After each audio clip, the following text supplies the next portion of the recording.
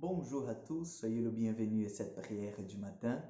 Donc, confions déjà notre vie, confions notre existence, confions tous les projets que nous avons dans nos cœurs à l'intercession de la Vierge Marie et de Saint Joseph. Au nom du Père, du Fils et du Saint-Esprit. Amen. Je vous salue Marie, pleine de grâce, le Seigneur est avec vous.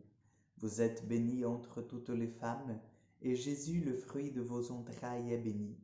Sainte Marie, Mère de Dieu, priez pour nous pauvres pécheurs, maintenant et à l'heure de notre mort. Amen. Notre-Dame du Mont Carmel, priez pour nous. Notre Père Saint Joseph, priez pour nous. Donc nous continuons l'évangile de Jean, chapitre 6, versets 44 au 51. Jean 6, 44 au 51.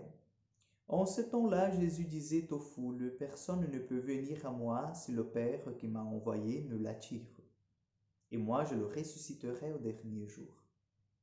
Il est écrit dans les prophètes, ils seront tous instruits par Dieu lui-même. Quiconque a entendu le Père et reçu son enseignement vient à moi. Certes, personne n'a jamais vu le Père, sinon celui qui vient de Dieu. Celui-là seul a vu le Père. Amen, amen, je vous le dis, il a la vie éternelle, celui qui croit. Moi, je suis le pain de la vie. Au désert, vos pères ont mangé de la manne, ils sont morts, mais le pain qui descend du ciel est tel que celui qui en mange ne mourra pas. Moi, je suis le pain vivant qui est descendu du ciel.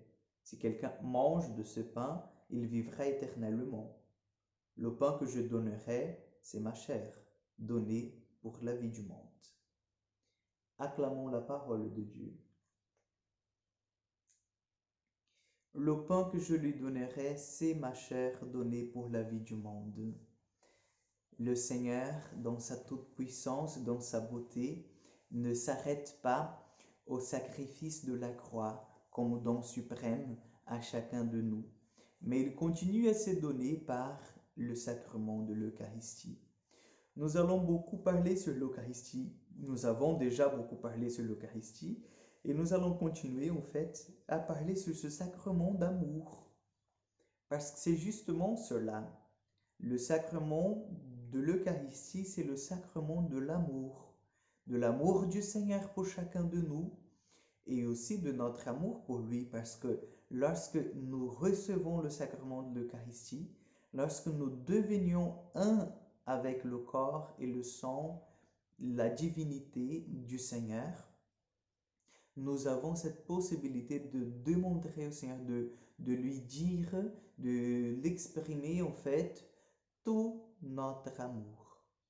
C'est le sacrement de l'amour.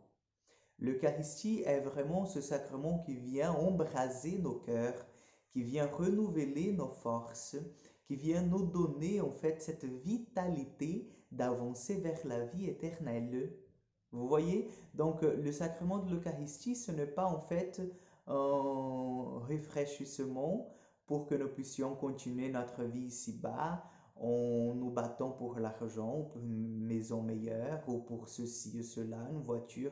Non, le sacrement de l'Eucharistie, elle a vraiment comme but nourrir notre foi, notre espérance et notre charité.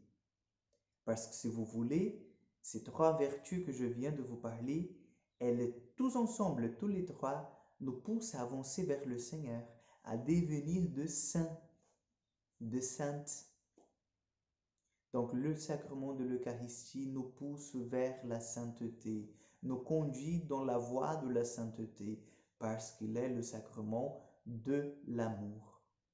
Parce que le sacrement de l'Eucharistie, c'est Jésus lui-même. C'est le pain de vie. C'est le pain de vie, chers frères et sœurs. Lorsqu'on dit c'est le pain de la vie, c'est parce que nous croyons en fait qu'il donne la vie et que dans ce sacrement, il y a la vie du Seigneur. Nous ne recevons pas un sacrement où le corps de Jésus est mort.